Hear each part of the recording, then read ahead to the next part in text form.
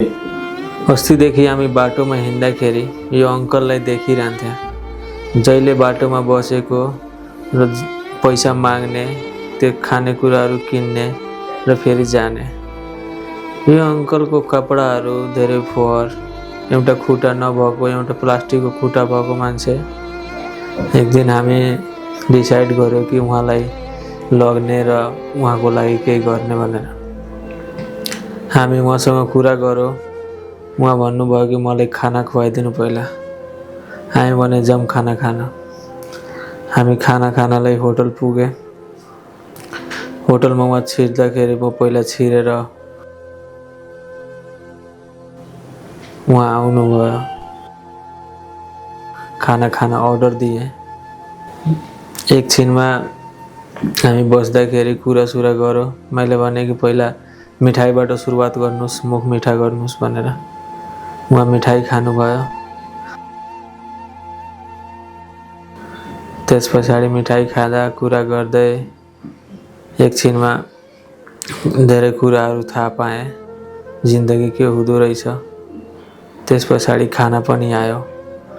उहाँ खाना हेर्ने बित्तिकै खुस हुनुभयो र हात जोडेर पहिला भगवानलाई प्रणाम गर्नुभयो। हेर्नुहोस् खानाको कति महत्त्व हुँदो रहेछ। उहाँले सबै निहारी निहारी हेर्नुभयो र भगवानलाई स्मरण गरेर अब खानु भनेर मैले भनेको, अरू के चाहिन्छ भने उहाँले भन्दै हुनुहुन्थ्यो कि मलाई चिसोको लागि केही स्वेटर ल्याइदिनु भनेर।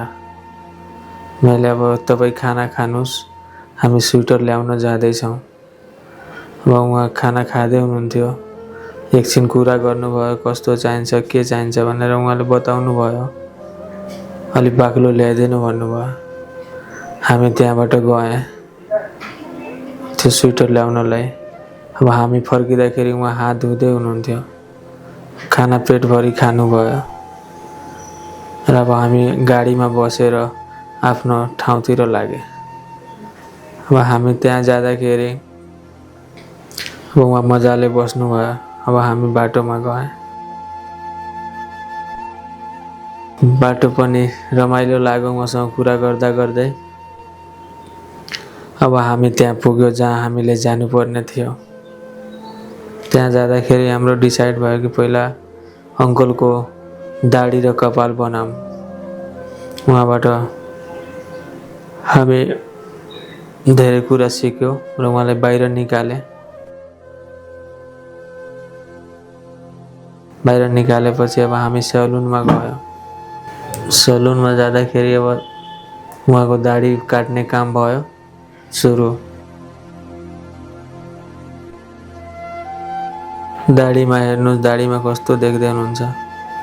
अब दाढी काटे पछाडि उहाँले दाढी काट्दाखेरि धेरै खुसी, धेरै धन्यवाद दिँदै हामीले आशीर्वाद दिँदै गर्दै हुनुहुन्थ्यो।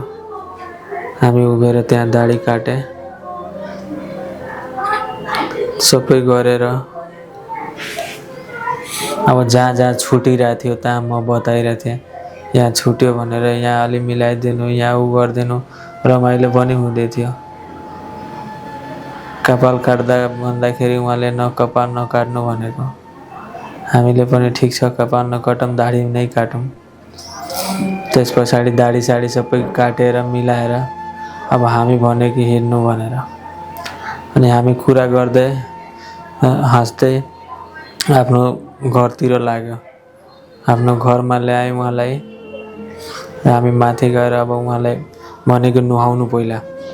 अनि मैले उहाँको सबै कपडा उ गरेर निकालेर उहाँलाई नुहाउन लागेँ।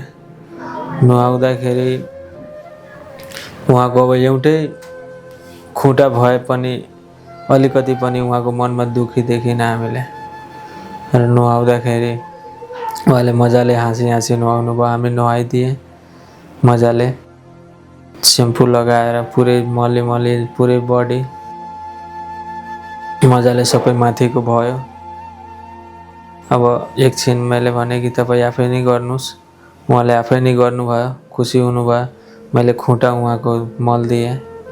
मलाई र एउटा खुट्टा छाम्दाखेरि त एउटा ठुलो र एउटा सानो धेरै दुःख पनि लागिरहेको थियो, तर उहाँ त्यतिमा पनि खुसी हुनुहुन्थ्यो।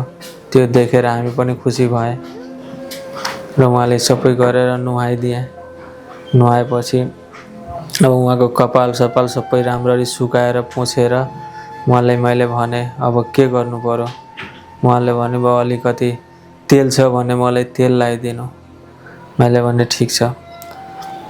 अब हेर्नु पहिले यो कपडा उहाँको यो गम्छा आएको छ, उहाँले राखेको गम्छा, प्यान्ट, कुर्ता, अन्डरवेयर र उहाँको लागि स्वेटर बाक्लो खाले हामी लिएर आएको थियो। अब उहाँको तेल लाउने कार्यक्रम, तेल लाउँदाखेरि उहाँले धेरै भगवान्लाई गोड लाग्दै अनि हामीलाई आशीर्वाद दिँदै काम गर्दै हुनुहुन्थ्यो। हामीले धेरै आशीर्वाद पनि पाएँ। उहाँले जता जता भन्नुभयो त्यहाँ त्यहाँ हामीले लगाइदियो। तेल लाउँदाखेरि उहाँले पुरै मख खुसी हुनुभयो। हामीलाई पनि राम्रो लागिरहेको थियो, फर्स्ट टाइम यस्तो मान्छेको सेवा गर्न मौका पाएँ। खुट्टामा भन्नुभयो म यो कटेको खुट्टामा पनि लगाइदिनु भनेर, त्यहाँ पनि मैले लगाइदिएँ। अब प्यान्ट लगाएर अब रेडी हुनु भनेको, प्यान्ट लगाइदिन सुरु भयो। प्यान्ट लगाइदिएँ। त्यस पछाडि उहाँ आफै भन्नुभयो कि म लाउँछु भनेर, सबै भयो। अर्को प्यान्ट नि मैले लगाइदिएँ। उहाँ भन्नुभयो कि अलिक टाइट गरिदिनु भनेर मैले त्यो नाडा टाइट गरिदिएँ उहाँको जस्तो चाहिरहेको थियो त्यस्तो। अब नयाँ जुत्ता ल्याएको थियौँ हामी। यो जुत्ता उहाँको एउटा नक्कली खुट्टामा पनि लाएँ। फर्स्ट टाइम यो एक्सपिरियन्स भयो मलाई।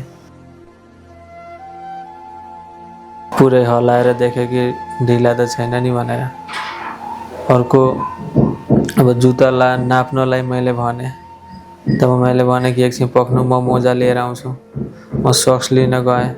पहिला त्यो सानो खुट्टा जुन थियो त्यसमा 3-4वटा सक्स लाउनु पर्ने, यो खुट्टा टाइट गर्नलाई एउटाले भएन, 2टा अझै लगाएँ। अनि उहाँले भन्नुभयो कि यसलाई मिलाउनु पर्छ भनेर, यसमा अरू कपडाहरू लाउनु पर्छ।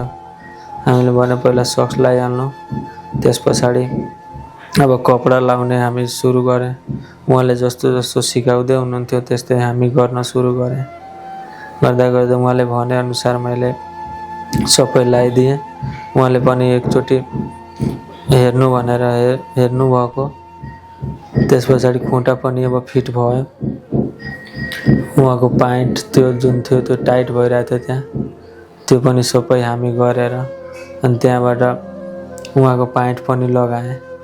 त्यस पछाडि उहाँको अब हिँडेर हेर्नुहुन्छ भनेको, उहाँले अब एकछिन हिँडेर यताउता डुलेर चेक गर्नुभयो। त्यस पछाडि ठिक थियो। अब स्वेटर लाउने काम,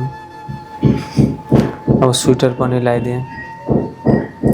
अब उहाँको कुर्ता थियो, कुर्ता पनि लगाइदिएँ। कुर्ता लाउँदाखेरि अलि उहाँको हात उस्तो थिएन जस्तो हाम्रो हुन्छ, र पनि त्यस्तो भयो, लगाइदिएँ। उहाँ पुरै मख खुसी भएर आशीर्वाद दिँदै अब अर्को राम्रो लाग्यो, यस्तो खुसी मन बनाउनु भयो, आशीर्वाद दिनुभयो, हाँसी हाँसी कुरा गर्नुभयो। अब गम्छा जुन हामी ल्याएको थियो त्यो उहाँलाई लगाएर सम्मान गर्यो र उहाँलाई खुसी हेर्दाखेरि हामी पनि खुसी भयो। उहाँको रुद्राक्ष माला मिलाइदिन भन्नुभयो, मैले पनि मिलाइदिएँ। अब उहाँलाई उठाएर एकछिन उता हाँस्दिनु भनेको मैले, अनि उहाँले भन्नुभयो कि ठिक छ। अनि उता हेर्दाखेरि अलि लजाउनु भयो, अनि खुसी हुनुभयो, भगवान्लाई भन्दै नमस्कार गर्नुभयो। मलाई पनि धेरै खुसी लाग्यो उहाँलाई खुसी देखेको। एकैचोटि मान्छे परिवर्तन नै देखिरहेको थियो पहिला र अहिलेमा। तपाईहरु नै हेर्नुहोस् त पहिला र अहिलेमा के फरक छ।